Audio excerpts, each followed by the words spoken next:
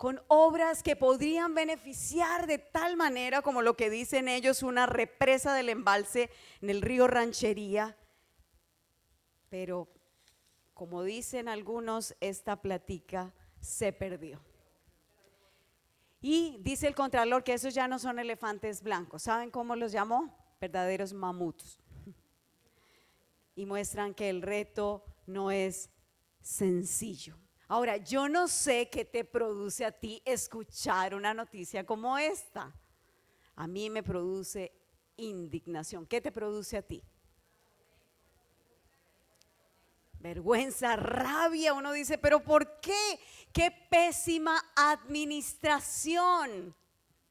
¡Qué pésima administración! Recursos que podrían ser multiplicados para el bienestar de tantas personas y sencillamente ahí se quedaron. Entonces yo te tengo una noticia, si a ti te produce eso indignación, te va a encantar lo que vamos a estudiar hoy. Porque Jesús compuso una parábola. Y quisiera que abran sus Biblias en Mateo capítulo 25, versos 14 al 30. Y le he pedido a Heidi si por favor me ayuda a leer.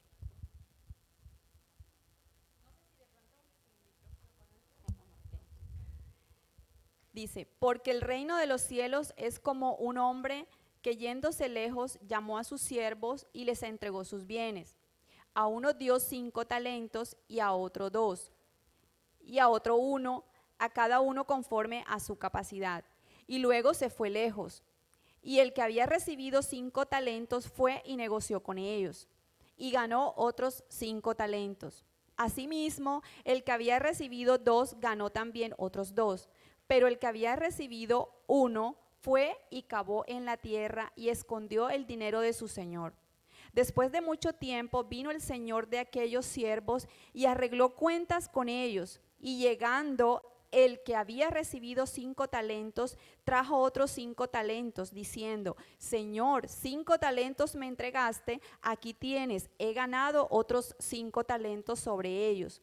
Y su señor le dijo, bien, buen siervo y fiel, sobre poco has sido fiel, sobre mucho te pondré, entra en el gozo de tu señor. Llegando también el que había recibido 2 talentos, dijo, Señor, 2 talentos me entregaste, aquí tienes, he ganado otros 2 talentos sobre ellos. Su señor le dijo, bien, buen siervo y fiel, sobre poco has sido fiel, sobre mucho te pondré, entra en el gozo de tu señor. Pero llegando también el que había recibido 1 talento, dijo, Señor, te conocía que eres hombre duro, que ciegas donde no sembraste y recoges donde no esparciste, por lo cual tuve miedo y fui y escondí tu talento en la tierra. Aquí tienes lo que es tuyo. Respondiendo su señor le dijo, siervo malo y negligente, ¿sabías que ciego donde no sembré y que recojo donde no esparcí? Por tanto, debías haber dado mi dinero a los banqueros, y al venir yo hubiera recibido lo que es mío con los intereses. Quitadle pues el talento y dadlo al que tiene 10 talentos, porque al que tiene le será dado y tendrá más, y al que no tiene, aún lo que tiene le será quitado. Y al siervo inútil echadle en las tinieblas de afuera, allí será el lloro y el crujir de dientes. Esa es la palabra del Señor para nosotras esta mañana. Jesús compone una parábola. Ahora quiero ubicarlas en este momento del Evangelio. Jesús está ya a punto de ir a la cruz, a punto de morir. Sabe que la traición, la negación, el tiempo de despedida llega. Así que estas últimas parábolas son muy importantes, como todas, pero estas son clave. ¿Qué va a pasar si Él se va a ir? Y por esto entonces compone historias tan sencillas. Jesús, el compositor de historias sencillas que los discípulos pudieran entender, que les quedara muy claro para entender de qué es que se trataba este reino de Dios. Y entonces nos cuenta tremenda historia, ¿cierto? Nos habla de un hombre. Nos habla de un hombre, es lo que quiere que empecemos a meternos en el terreno de esta parábola, reconociendo a un hombre que va a emprender un viaje. y parece que es un viaje bastante largo, que pasará una larga temporada fuera de casa. Y algunas precisiones que de entrada Jesús quiere que entendamos con esta parábola. Este hombre no es cualquier hombre. Este hombre tiene plata. Este hombre tiene muchísimas posesiones, tiene dinero, es un potentado, es un hacendado. Tanto que este hombre tiene esclavos. Yo no sé en la versión que leíste, Heidi, si decía siervos, porque en la versión original la palabra es esclavos. Y yo creo que nosotros hemos suavizado el término esclavo con el término siervo. Como que un siervo dice, bueno, yo hago, no hago. Un esclavo no tiene opción. Un esclavo es el que está bajo autoridad, está en una condición de servicio, le pertenece completamente al otro. El que se sabe esclavo sabe que su vida está completamente entregada a otro. El que sabe que es esclavo desprecia sus propios intereses y sabe que tiene que hacer un trabajo arduo para que ese que lo ha comprado como esclavo, que es el que lo alimenta, que es el que lo sostiene en la vida, entonces pueda como verlo de esa manera, que su vida le pertenece. Este esclavo ha renunciado a sus derechos. Pero no es lo único, entonces es un hombre que tiene plata, es un hombre que tiene esclavos, y lo otro que dice es que encargó sus bienes.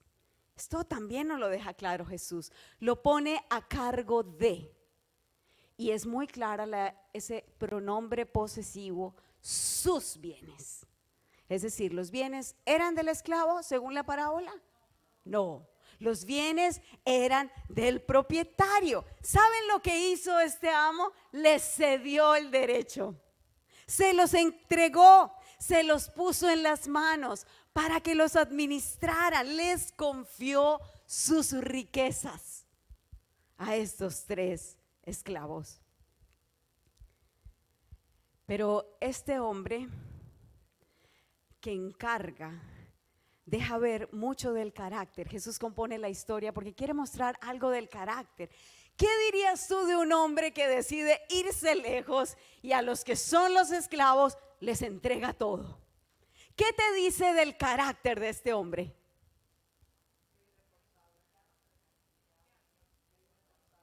¿Que es irresponsable? ¿Que es generoso? Que es generoso, que entrega, que no le importa. Este es un rico desprendido, ¿no les parece una combinación inusual? Este es un rico desprendido. Los ricos tienden a agarrar y a no soltar, a apropiarse de las riquezas. Pero este amo no. ¿Acaso ustedes ven que el amo realiza un estudio de riesgos? No, se despojó. Entregó, no hace un estudio de riesgos para entregar los bienes, no les da o les establece una política de resultados, no establece indicadores de logros, no les hace proyecciones. Sencillamente llama a los siervos y les entrega, y les entrega. Ahora, ¿qué era un talento? Un talento era una medida de peso. Escuchen esto, en la época del Nuevo Testamento, un talento era la unidad monetaria de mayor valor. Un talento equivalía a 6,000 denarios. ¿Saben cuánto ganaba un obrero por trabajar un día completo? Se ganaba 1 denario por todo un día de trabajo. Entonces aquí hay más información que se nos está dando. Para ganar tan solo un talento, ¿saben cuánto tenía que trabajar un obrero? 6,000 días. Esto es lo equivalente a 20 años para recibir un talento. Entonces, si hacemos los cálculos correctos, estaríamos diciendo que este hombre le entregó a uno algo que le alcanzaría para 100 años, a otro algo para 40 años y a otro algo para 20 años. Sí, se los voy a poner en pesos y ahora es mucho más por la subida del dólar y haciendo algunas conversiones. Al que recibió 5 talentos es como si hoy día le estuvieran dando 15,000 millones de pesos. Al que recibió 2 talentos es como si le hubieran dado 6,000 millones de pesos. Y al que recibió 1 talento es como si le hubieran dado 3,000 millones de pesos. 3,000 millones de pesos. ¿Te das cuenta de la generosidad de este amo? Como que él entregó y se fue tranquilo y dijo, no importa si yo me demoro, porque él les entregó para que sostuvieran la vida y para que aún estructuraran la vida a partir de esto que habían recibido. ¿Te parece que el que recibió 1 talento recibió poco? No. ¿Cierto que ninguna de esta mayordomía era insignificante? Era demasiado, era muchísimo. Este amo es desprendido, este amo es generoso, este amo confía, está compartiendo su riqueza con hombres míseros que no han trabajado para ganar esto. Eso era propio, pero lo entregó. Pero ¿saben qué otra característica del amo me encanta? Que les da a cada uno diferente. ¿Cuál es el criterio para darle? Según su capacidad, es lo que está diciendo. Y eso me deja ver que este amo conocía muy bien a estos esclavos o trabajadores suyos. Los conocía. Hay una expresión de gracia en este amo porque no le va a dar a uno algo que podía ahogarlo o asfixiarlo. Los conoce tan bien que decide darles de acuerdo a su capacidad. Y miren, esto también muestra que a este amo no le gusta la uniformidad. A este amo le gusta la diversidad. La diversidad. Y ahora para rematar les deja semejante platerío y dice que se va muy, pero muy lejos y por largo tiempo. Qué confiado este amo, qué desprendido este amo, pero qué arriesgado este amo, ¿no les parece? Qué arriesgado. Hay aquí un derroche en esta parábola de generosidad. Esto es lo que llamamos como la parábola del hijo pródigo, que eso significa un hijo derrochador, que en última se convierte el padre en el derrochador. Aquí hay un amo derrochador, sin cálculo alguno. ¿Qué riesgo? ¿Qué habrías hecho tú? Pagar todos los seguros habidos y por haber para asegurar la platica, ¿o no? ¿Habríamos hecho eso nosotras? Yo sí. Hay que asegurar esa plata. Pero ahora recordemos, Jesús nos quiere enseñar algo con esta parábola. ¿De quién estará hablando Jesús en este pasaje? ¿De quién estará hablando? Y yo no sé si les recuerda a algo familiar. Les voy a leer esto y ustedes me van a decir si en alguna otra parte de la Biblia les resuenan estas palabras. Yo les doy la tierra, de la tierra todas las plantas que producen semilla. Yo les doy todos los árboles que dan fruto con semilla, todo para que coman. Yo les doy la hierba verde como alimento para las fieras. Yo les doy los peces. Yo les doy los animales domésticos y salvajes. Yo les doy los reptiles. Yo les doy la tierra para que la cultiven y para que la trabajen. Y Adán le dijo, ¿sabes qué, Adán? Te veo muy solo. Te voy a dar compañía, una ayuda idónea para que te acompañe a trabajar. Le da compañía también. Y ¿saben qué dice en la bendición que Dios les da en Génesis 1? sean fructíferos, multiplíquense. Multiplíquense, te doy todo esto, cuídalo, cultívalo y hazlo multiplicar. Hasta ahí quedamos en el carácter de este amo en esta parábola. Pero la parábola no termina ahí, ¿cierto? ¿Qué hacen? Vamos a mirar esta segunda escena de la parábola, el trabajo durante la ausencia del amo. El trabajo durante la ausencia del amo. Jesús no quedó ahí, sino que empezó a relatar lo que pasó cuando se cerró la puerta de la hacienda y el amo salió en el carro.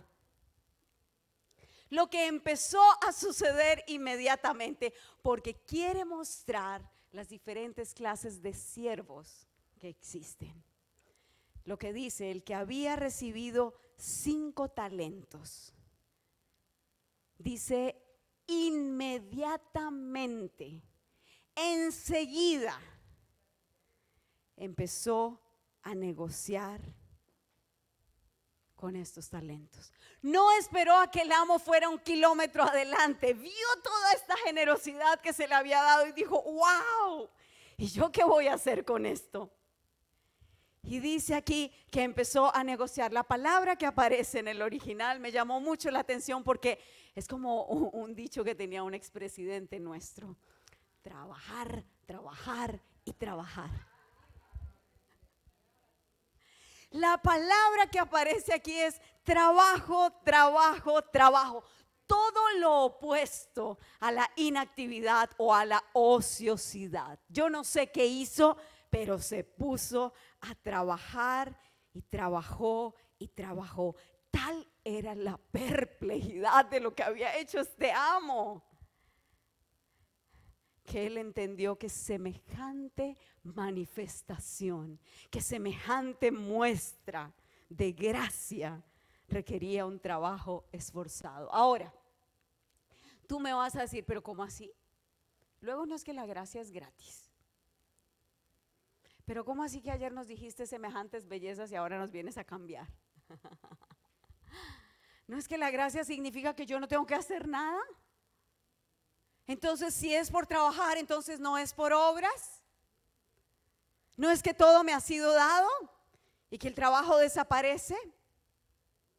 Sí, es verdad, nuestra salvación es por obras, no es por obras, es por gracia. Como estos hombres que recibieron algo por lo que no habían trabajado. Pero también es cierto que esa misma gracia, misteriosamente y paradójicamente, que no te la has ganado, trabaja en ti y trabaja en mí. Y ese poder de la gracia que Dios nos ha entregado empieza a producir en nosotras diligencia. Diligencia.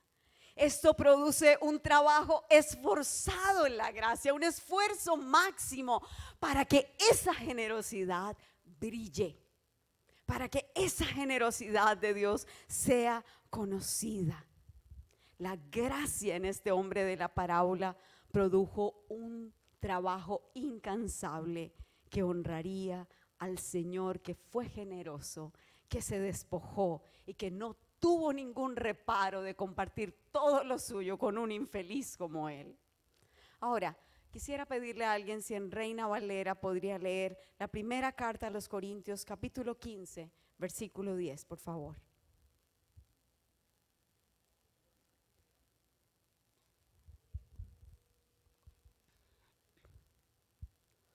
Tengo que decir 15, primera de Corintios, capítulo 15, verso 10.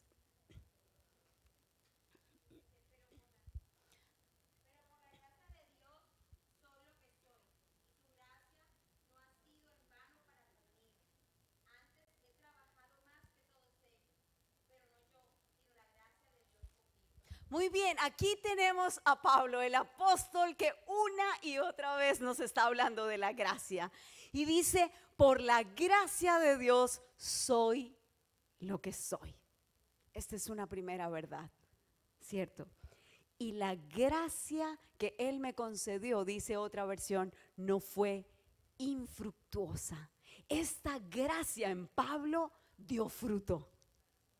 Esta gracia en Pablo dio fruto y dice, al contrario, he trabajado con más tesón que todos ellos. Pero después aclara, no yo, sino la gracia. ¿Notas la gracia trabajando en la vida de un hombre? Pablo fue un trabajador incansable. Esa gracia dio fruto en la vida del apóstol. Y cuando uno lee la segunda carta de Corintios capítulo 11, él dice, yo he trabajado arduamente, yo he estado en trabajos y fatigas, he estado en peligro de muerte, he estado en peligro de ladrones, he estado en peligros de ríos, he recibido muchos azotes, he estado en peligro de bandidos, muchas veces no he dormido, no he sufrido, he tenido hambre, he tenido sed, sufrido desnudez, me he quedado en ayunas. Aquí está el apóstol de la gracia, mostrando cómo la gracia produjo en él un trabajo increíble al servicio de ese Dios que le otorgó semejante gracia. Y ahora tenemos a este apóstol, segunda carta a Timoteo, capítulo 2, verso 1. ¿Alguien puede leerlo, por favor? Un consejo que este apóstol le está dando a su hijo en la fe. Segunda de Timoteo 2, 1, por favor.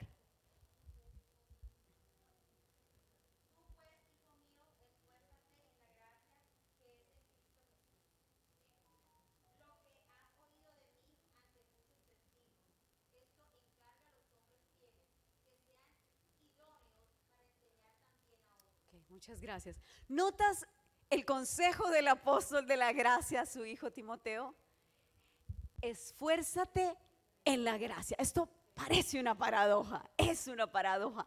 Esfuérzate en la gracia. Le está diciendo, mira, en esta gracia sorprendente, sé diligente, Timoteo. Sé creativo, despliega los sueños por esta sublime gracia. Ahora, miremos otro apóstol. Segunda de Pedro, vamos a ver a Pedro 1, capítulo 1, versos 3 al 8. Si otra mujer puede ayudarme a leer, por favor.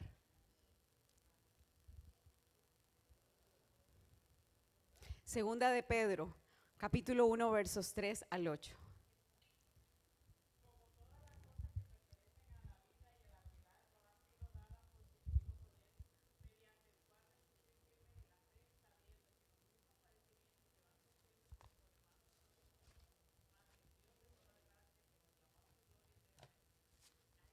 No, exacto. Es segunda 1 del 3 al 8.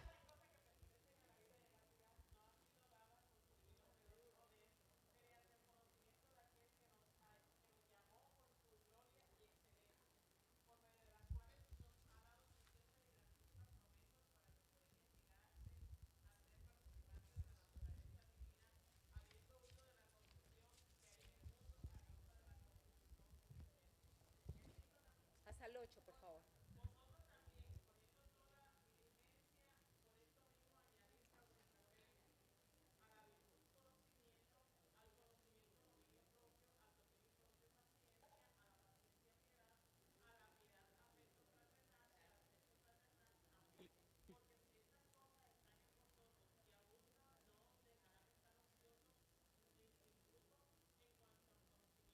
Hasta ahí. Muy bien, muchas gracias. ¿Notan lo que está diciendo el apóstol Pedro? Está diciendo todo lo que se les ha entregado, todo lo que se les ha dado, pero paso seguido de dar las magníficas promesas, él dice, esfuércense, esfuércense, esfuércense por añadir. A eso que ya se les ha dado, esfuércense por añadir a la fe virtud, a la virtud entendimiento, al entendimiento dominio propio, al dominio propio constancia, a la constancia devoción a Dios, a la devoción a Dios afecto fraternal y al afecto fraternal amor. Y dice, porque si ustedes se esfuerzan, no van a permanecer, escucha otra vez la palabra, sin fruto. Sin fruto y no van a permanecer ociosos. Ociosos. ¿Se dan cuenta que este mandato de Génesis 1 se hace presente en la Escritura? Que todavía el mandato de fructificar y de multiplicar. ¿Es un mandato para el ser humano? ¿Es un mandato para los hijos de Dios? Este Dios nuestro, queridas mujeres, está en el negocio de la multiplicación. Está en el negocio de la productividad. Nuestras obras no nos salvan, pero sí están apoyadas en la gracia de Dios, quien obra por medio de nuestros esfuerzos para amarlo a Él y para amar a nuestro prójimo. No somos salvas por obras, pero sí somos salvas para buenas obras. Y dice la Escritura, las cuales Dios preparó de antemano y nosotros tenemos que caminar en ellas. Al Señor entonces le encanta la multiplicación. Imagínate que tú ves la belleza y eso que hemos hablado de contemplar la creación, ver todas las partes de la creación, pero que no se multiplicaran, que no fueran fructíferas. ¿Cómo crees que se vería el mundo?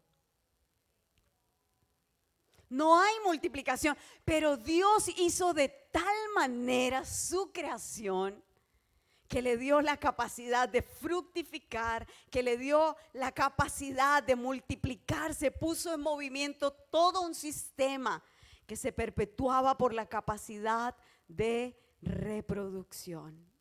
La multiplicación, el dar fruto, es una bendición de Dios.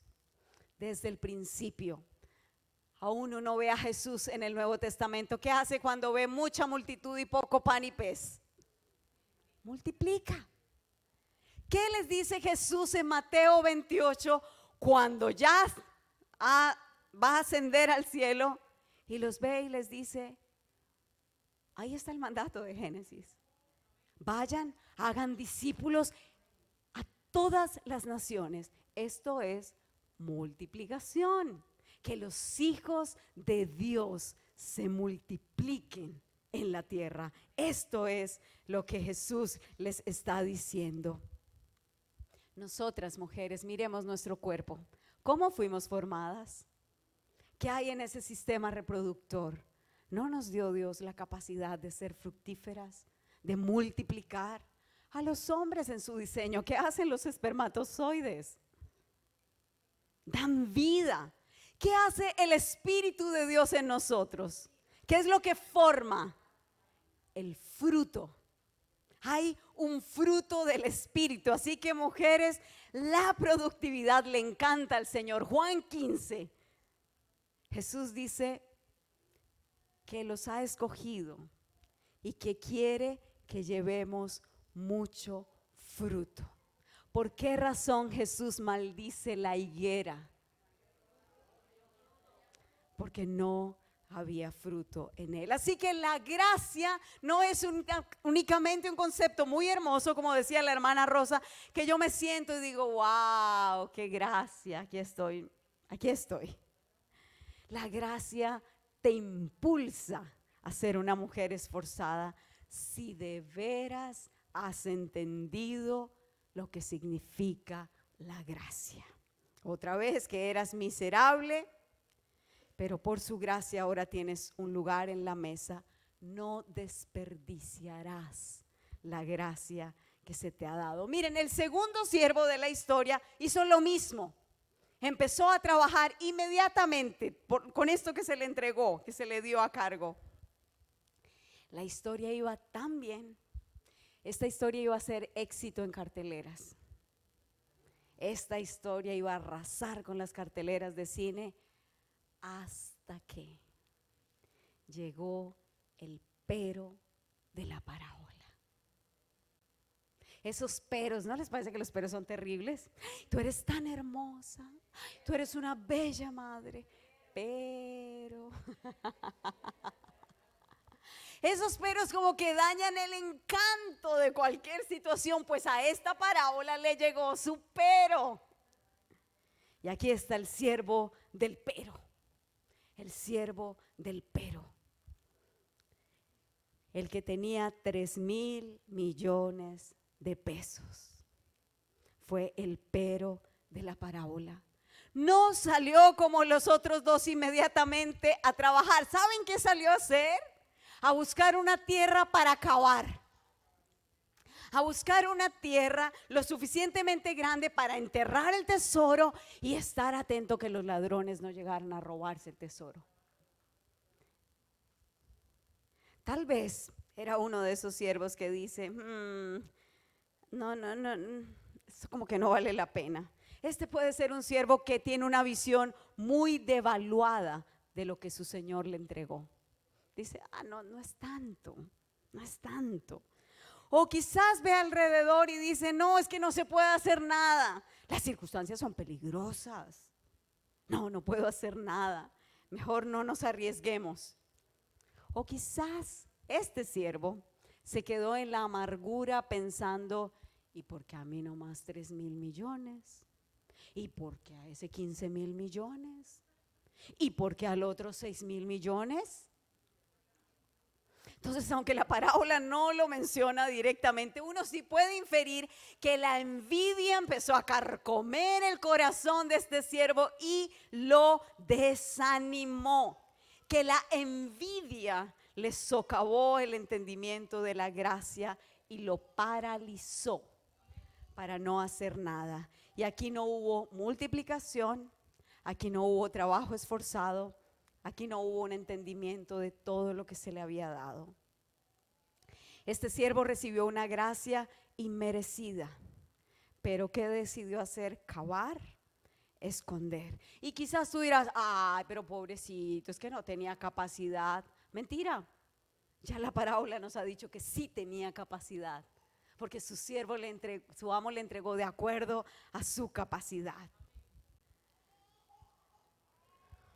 Creo que el tercer momento que nos muestra esta parábola es el momento de la rendición de cuentas y de las recompensas. La parábola no termina aquí. Ahora, yo quiero en este punto ubicarlos porque el contexto de la parábola es muy importante. Jesús está desde el capítulo 24 diciéndoles, van a llegar los tiempos finales. Y empieza a decirles todas las cosas que van a acontecer y con todas las cosas que van a acontecer empieza a insistirles una y otra vez. Ustedes tienen que mantenerse vigilantes, ustedes tienen que mantenerse despiertos, ustedes no se pueden desenfocar porque el Señor volverá otra vez. Y entonces les ha compuesto un par de parábolas más, entre ellas la parábola de las 10 vírgenes. Pero en el capítulo 24, si puedes leerlo después, te darás cuenta que dice, ¿quién será ese siervo fiel y prudente que cuando su Señor venga lo hallará cuidando y cumpliendo con su deber? Y dice, ¿y quién será ese siervo malo y negligente que como cree que el Señor ya no va a venir, entonces sencillamente decide emborracharse y decide invitar a otros a la misma parranda y a la misma fiesta? Y dice, ya, no volvió. Y él dice, este es un siervo malo y es un siervo negligente. Este es un peso muy grande en esta parábola. ¿Cómo esperamos? Y dice que no sea como en los días de Noé, que la gente se distrajo, se desenfocó otra vez, haciendo solo parrandas, distrayéndose, viviendo para ellos, para sus placeres, para su egoísmo. Pero el siervo prudente está enfocado, mi amo va a regresar, mi Señor va a regresar otra vez. Este es el peso de la parábola. Queridas mujeres, porque nuestro Señor volverá.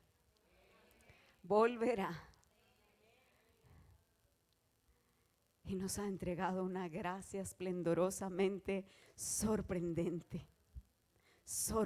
El apóstol Pablo tiene que exhortar a los hermanos en Tesalónica porque ¿sabe qué hicieron? Ok, el Señor va a volver, durmamos. Y él tiene que decir, no sean ociosos, necesitan trabajar. trabajar. Y Pedro hace lo mismo. Algunos venían desanimando y decían, ay, que tu Señor viene. No, ese Señor no va a venir, se está tardando mucho. Y Pedro, tienes que decirles en el capítulo 3, verso 14, mientras esperan, esfuércense. Otra vez, mientras esperan, esfuércense. Ahora, ¿el amo llegó? Sí, demoró mucho tiempo, sí.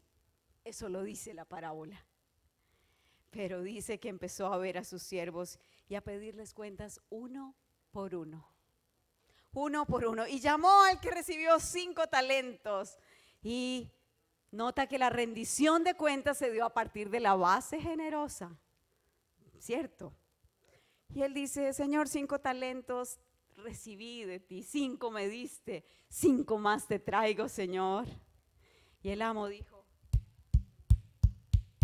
buen siervo, fiel, entra en la fiesta, entra en la celebración. Llegó el que tenía 2 talentos y dijo, Señor, me diste 2, aquí tengo, gané otros 2.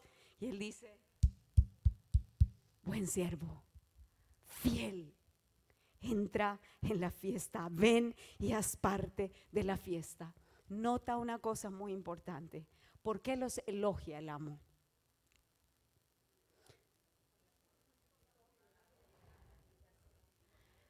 ¿Los elogia por el número de talentos? No. Buen siervo fiel. Nota que lo que elogia el amo es el carácter. Nótalo, y como dijo un predicador, el asunto no era del talento, se trataba del talante. El talante es lo importante para este amo. La disposición, el ánimo, la manera como emprendió, como la sudó, elogia la fidelidad. Quizás si hubiera llevado menos, el amo dice lo mismo. Buen siervo, fiel. En lo poco has sido fiel, en lo mucho te pondré. Yo pregunto, ¿de dónde le salió talante a estos hombres? ¿De dónde le salió el talante? Se dieron cuenta de la maravillosa gracia.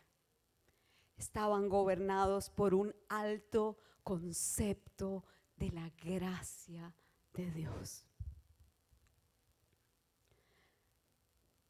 Ahora yo tengo que decirles algo que he escuchado estos días y que lo he experimentado en mi propia vida, en mi servicio al Señor, en mi trabajo, en diversas áreas, aún en mi trabajo con mis hijas en casa. Y es que en este lado del Edén muchas veces no vemos tan fácilmente el fruto. ¿No les parece? Que nos esforzamos, que trabajamos arduamente, que hemos sembrado en la familia, que hemos sembrado muchas veces en otras mujeres, y uno dice, y aquí no hay fruto, no hay fruto. Quiero recordarte que en este lado del Edén, después de la caída, el Señor dijo que el trabajo daría cardos y espinos, que el fruto sería muchas veces difícil. Por eso este amo entiende y este amo está elogiando un carácter fiel. Un carácter fiel. Vivimos en la temporada de cardos y espinos, de tiempos de sequía, de intentar desarrollar algo, de invertir las fuerzas, el amor, los recursos, de deseos de multiplicar, y a veces no se da. Yo estoy segura que si este hombre, uno de estos 2 siervos, hubiera llegado, hubiera dicho, Señor, yo comprendí la gloriosa gracia, pero no ha habido un fruto. El Señor habría dicho, buen siervo, fiel, entra en el gozo de tu Señor. Estos siervos son hombres y mujeres que a lo largo de la historia han visto la maravillosa gracia de Dios y han trabajado para que esa gracia brille en medio de este mundo. Hay una fiesta a la que pueden entrar, hay un gozo que es de su Señor del que podrán disfrutar. Y a estos siervos se les invita a una celebración.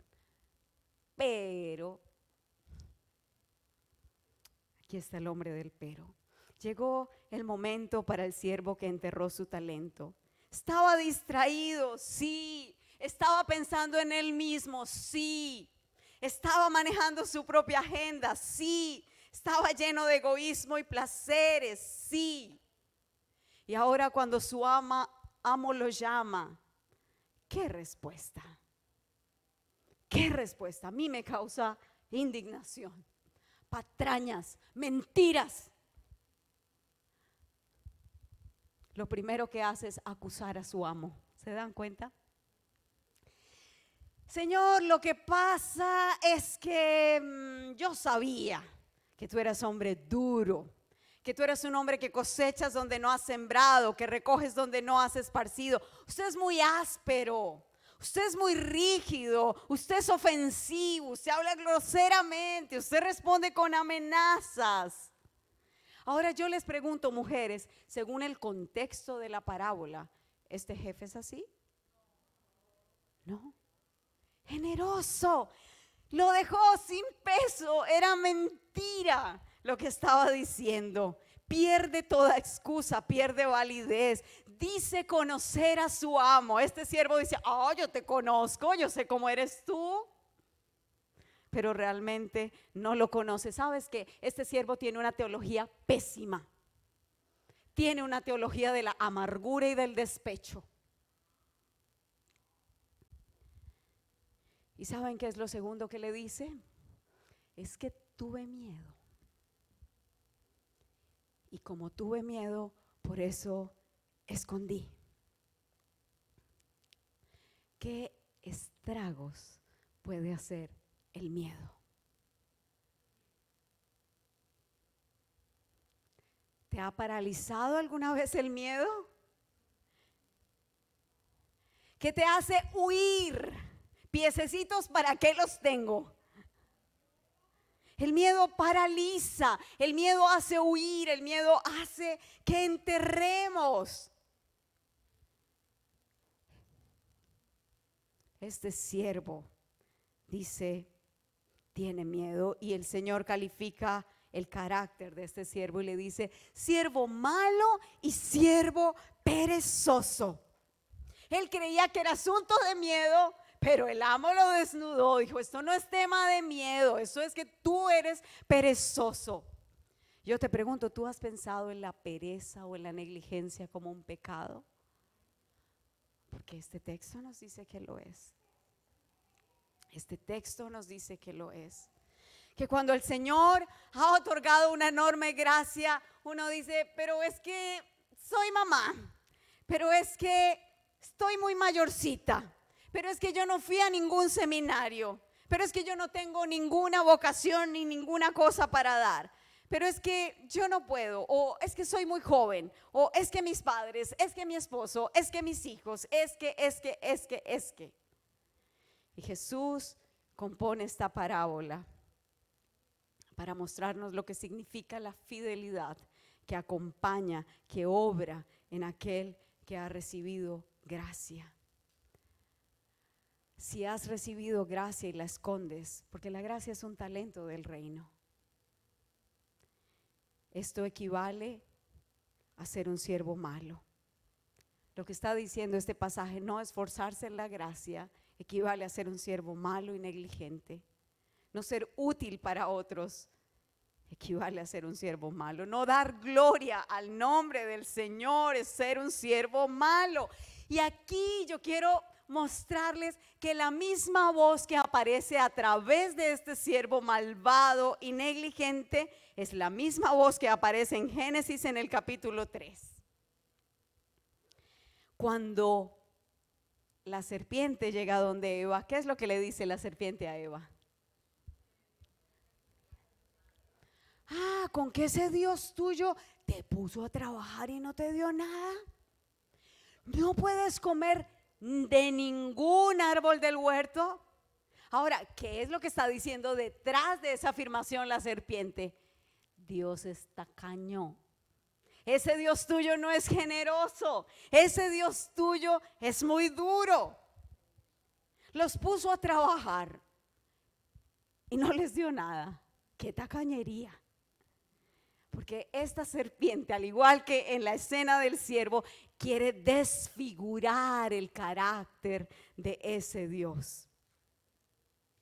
Y ahora, el siervo dice, yo tuve miedo y entonces fui y escondí. ¿Ustedes recuerdan las palabras de Adán después de ser un mal mayordomo? Ay, es que yo tuve miedo y me escondí. Exactamente lo mismo aparece. Y el siervo le echa la culpa al amo porque es que fue problema tuyo. Dígame qué hizo Adán cuando Dios lo llamó. Le echó la culpa a Eva, pero a Dios también. Dijo, es que esa que tú me diste, o sea, Señor, el problema fue tuyo. Excusas, excusas, excusas. ¿Y saben qué? ¿Qué viene para este siervo en vez de una recompensa? Miren, viene una maldición. Y dice, échenlo fuera, expúlsenlo, que no esté en mi presencia. Son las mismas palabras que aparecen en Génesis 3. Y Dios expulsó al hombre del huerto. Este siervo negligente tiene los visos del primer Adán. Tiene la negligencia del primer Adán porque no quiso vivir a la luz de su Señor, sino que quiso vivir escuchando su propia voz, sus propios placeres y su propio egoísmo. ¿Conoces la gracia de Dios en tu vida? Que ha dicho, te doy esto, y te doy esto, y te doy, y te doy, y te doy. Y la gracia, mujeres, necesita ser esparcida en un mundo que cuenta segundo a segundo las desgracias. La gracia necesita de sanadores heridos. Y cuando esa gracia es esparcida, hay un efecto de multiplicación. Se esparce, nos hace productivas. Pero necesitamos una clara comprensión de la gracia. Y yo te pregunto, ¿cuál de esos siervos eres tú? Porque Jesús no compone la parábola para que sigamos de largo. No, aquí hay preguntas para ti y para mí. ¿Cuál de estos siervos eres tú? Si ahora mismo viniera nuestro Señor, porque vendrá, vendrá, vendrá. ¿Qué has hecho con la gracia que se te ha dado? ¿Qué escucharías? ¿Qué escucharías? ¿Cómo lo estás esperando? ¿Cómo estás esperando a tu Señor que fue tan generoso? ¿Acaso estás distraída? ¿Acaso estás diciendo, no sé, tal vez ya no va a volver? ¿Valdrá la pena tanto esfuerzo? ¿Valdrá la pena caminar todos los días en una crucifixión a mi carne? ¿Valdrá la pena menospreciarme a mí misma? ¿Valdrá la pena crucificar mis deseos y pasiones? ¿Todo por Él? ¿Saben qué, mujeres? Ver a Cristo cara a cara lo vale todo. Lo vale todo. Un día estaremos con Él para siempre. ¿Cuáles son las excusas que has sacado? ¿Cuáles son? Tú las conoces. ¿Cuáles son las excusas? ¿Cuáles son las tentaciones que tienes para distraerte? Este mundo nos vive poniendo metas todos los días, metas superficiales para que nuestra comodidad sea la meta en nuestra vida. Mujeres, la comodidad no es la meta de nuestra vida. Para que la belleza, para que la riqueza, para que los likes en las redes sociales sean la meta. Y esas redes sociales que nos han metido en un narcisismo y que nos distrae buscando el aplauso y la aprobación que dura menos de 2 segundos.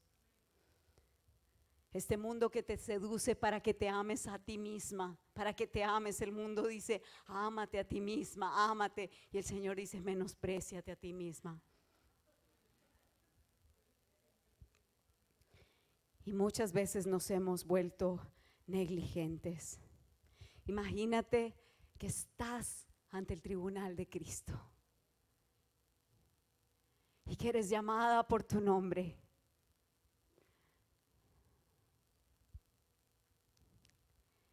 Y empiezas a ver que llegan ante el trono otras mujeres a las que serviste.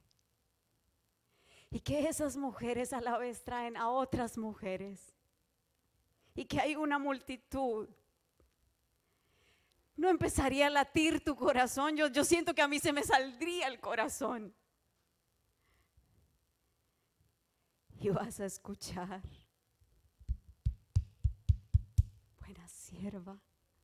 buena sierva, fiel sierva. En lo poco has sido fiel, en lo mucho te voy a poner. Entra en la fiesta, entra en la celebración de tu Señor.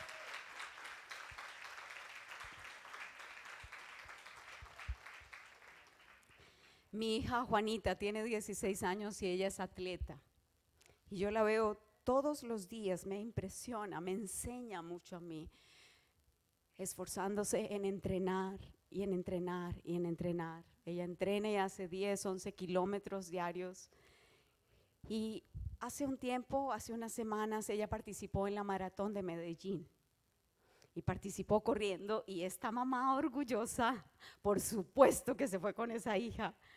Y recuerdo que no sabía yo dónde era el lugar de la meta y tenía un montón de maletas, por cierto. Y era corriendo por todo lado porque yo quería estar en ese momento cuando mi hija iba llegando a la meta. Y después de un tiempo yo esperaba y llegaban algunos cuando veo a mi negra que va llegando a la meta. Yo me desbaraté. Como buena santandereana, yo grité más de lo usual. Y empecé a gritarle: mi negra, lo lograste, mi negrita, lo hiciste, mi amor, lo hiciste. Yo saltaba de alegría. Pero inmediatamente que yo experimenté esto, a mí el Señor me llevó a otro momento. Y el Señor me dijo: así será, Janet, así será el día cuando llegues ante mi presencia. Y habrá otros alrededor, la multitud de testigos, aplaudiendo. Lo lograste, llegaste. Y el Señor va a decir: buena sierva, fiel, has sido fiel en lo poco. Disfruta, entra en el gozo de tu Señor. Para nosotras la gracia es gratis, para Cristo fue muy costosa. Le costó trabajar arduamente. ¿Saben que Él era el propietario? El que lo entregó todo y a la vez decidió quedarse como esclavo. Y trabajó, y trabajó, y trabajó. Él dice: mi padre hasta ahora trabaja y yo trabajo. Trabajó a tal punto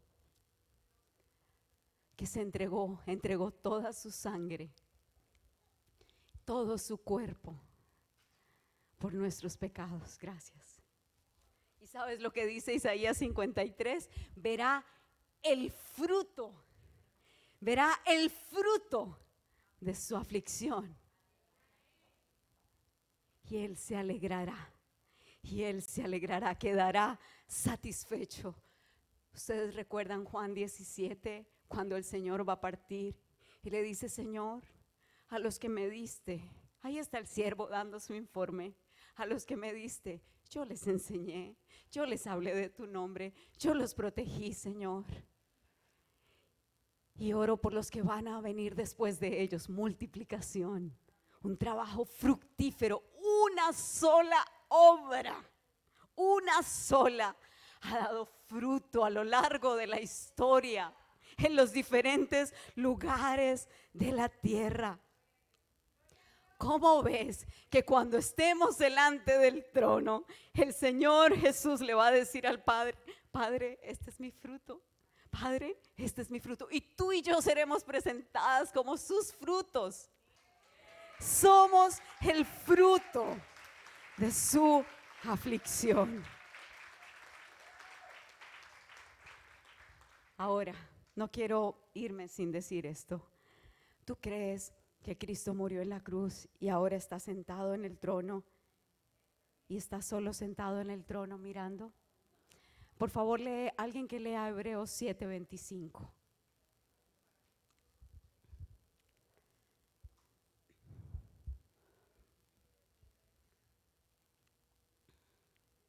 ¿Quién quiere leerlo?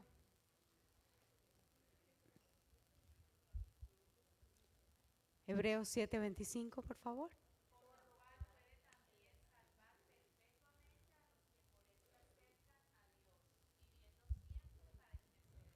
Miren esta palabra: viviendo siempre. ¿Qué está haciendo Jesús en este momento? Está trabajando, está intercediendo por nosotras. Todo el tiempo. ¿Qué está haciendo Jesús cuando estás en casa con tus hijos, cuando estás cocinando? Él está intercediendo por ti. Él todavía trabaja para nosotras, porque Él nos presta ese servicio. No únicamente hizo esa obra de expiación y dijo, bueno, y de aquí en adelante háganlo ustedes. No, todo el tiempo, dice aquí, vive para interceder por los suyos.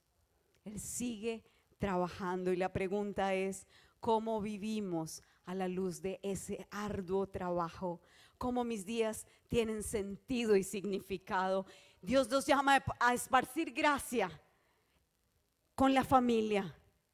Dios nos llama a esparcir gracia con las vocaciones, con el trabajo. Me encantó ver lo que estaban haciendo ayer. Nursi, con sus vestidos, el diseño. ¿Saben lo que dice Apocalipsis? Que cuando lleguemos ante el trono vamos a presentarle la riqueza de las naciones, el producto del trabajo. Llamados a esparcir gracia en la ciudad y llamados a esparcir gracia en la iglesia.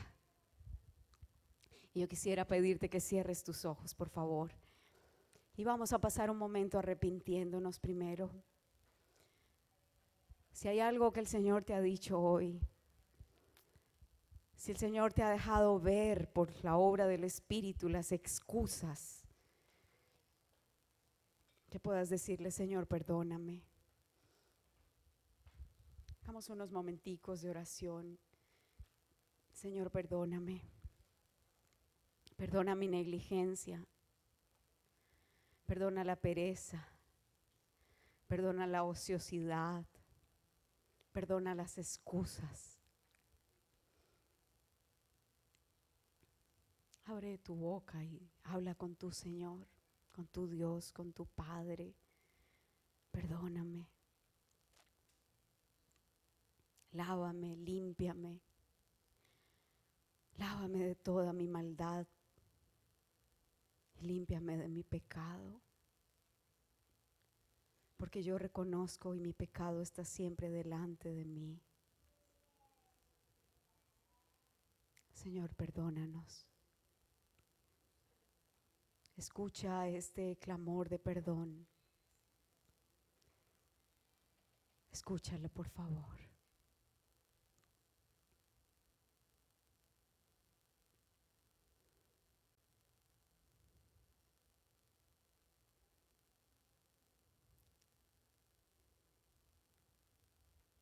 Y ahora quisiera pedir, si aquí hay mujeres que han dicho: yo ya estoy cansada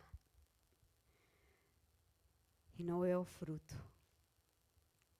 Yo quisiera orar por esas mujeres y quisiera pedirte que, si ese es tu caso, te pongas de pie y vamos a orar. Si tú dices: he trabajado y siento que no hay fruto, ponte de pie.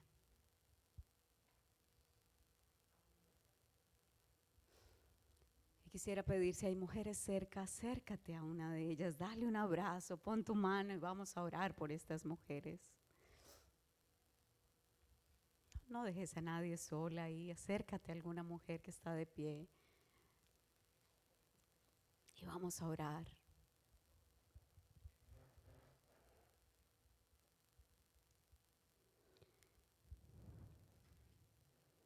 Señor, nosotras nos unimos para traer a nuestras hermanas delante de ti y rogarte que tú descanses su mente y sus corazones. Solamente tú conoces, Señor.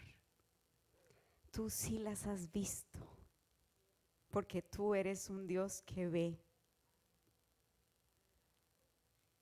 Señor, yo quiero rogarte que venga tu consolación para mis hermanas y que venga de parte tuya, Señor, unas nuevas fuerzas para no desmayar, Señor, para seguir sembrando aunque no vean. Porque como dice el apóstol Pablo, porque a su tiempo segaremos si no desmayamos. Entonces dales un nuevo ánimo, Señor. Tú eres el Dios que tiene todas las fuerzas. Nosotras nos cansamos muy fácil. Nuestro corazón se desanima muy fácil, Señor. Quizás en muchos casos algunas han recibido cosas en su contra, críticas, insultos. Y Señor, yo quiero rogarte en el nombre de Jesús, el precioso Jesús, nuestro precioso Salvador, que las sostengas, que las afirmes, que les recuerdes que tú estás intercediendo por ellas.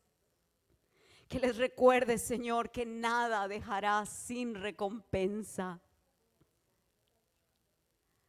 Levántalas, Señor, hacemos lo que nos pides hacer en tu palabra, Señor, llevar las unas, las cargas de las otras, para cumplir así la ley de Cristo. Y eso hacemos, bendice a mis hermanas, Señor, en el nombre de Jesús. Y por último quisiera pedir si todas pueden ponerse de pie y vamos a adorar al siervo fiel, a Cristo. Si puedes levantar tus manos y terminemos este tiempo adorando al que nos hizo su fruto. Adora a Cristo, adora al siervo fiel. Cristo, te adoramos. Cristo, te agradecemos tu esfuerzo, tu trabajo por nosotras. Cristo, te exaltamos. No solo por lo que has hecho en el pasado y en el presente, por lo que seguirás haciendo. Gracias porque sigues trabajando para presentarle al Padre una iglesia sin mancha, una iglesia sin arruga. Aunque muchas veces nos vemos a nosotras mismas y nos vemos, Señor, tan llenas de arrugas y de manchas. Pero tú sigues trabajando. Aquel que comenzó la buena obra en nosotras la perfeccionará hasta el día de Cristo, hasta tu día, Señor Jesús. Te esperamos, Cristo. ¿Cuándo vas a volver, Jesús? ¿Cuándo volverás otra vez? No tardes tu venida, por favor. Te esperamos, anhelamos cielos nuevos, tierra nueva. Anhelamos la ciudad tuya cuando restaurarás todas las cosas. Te necesitamos, te extraño, Cristo. Quisiera verte cara a cara. ¿Cuándo volverás, Cristo? Ven pronto, nos unimos al Espíritu que dice: ven, Señor Jesús. Ven, por favor. Ven otra vez. Por favor, no te tardes. Y mientras llegas, danos la gracia de perseverar. Danos la gracia de la fidelidad. Danos la gracia de más de tu espíritu en nosotros. Derrama mucho más, mucho más. Derramamientos frescos del espíritu sobre nuestras vidas.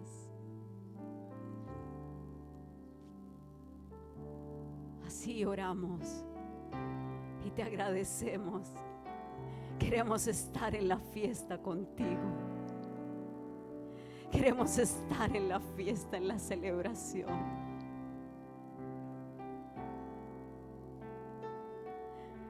Queremos escuchar las palabras tuyas. Así oramos en el nombre precioso tuyo, Jesús.